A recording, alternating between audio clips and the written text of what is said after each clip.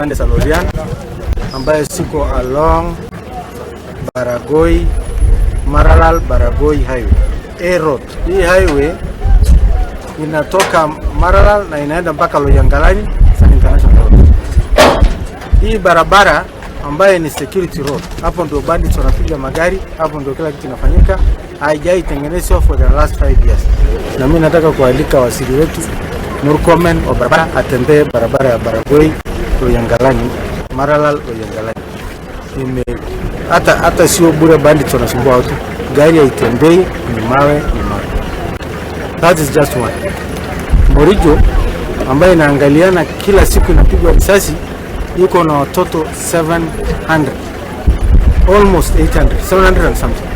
Na watoto wametoka kila mahali Kenya, wametoka Nyeri, wametoka Uasin Gishu, wametoka Nakuru, wametoka kila mahali Kenya. Leo nilipata fursa ya kuongea na hawa, na hii watoto ni watu wanapita mtihani to all class to university. All students going to the university, but it's tall order keeping these students here, and the security situation is deteriorating every day. If we are assured of security, then we'll be very grateful. We thank the county government. They've given us NPR to protect the students, but honestly, it is traumatizing.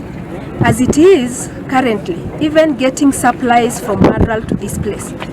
Hii mshule napiga mawe na eka stima juu.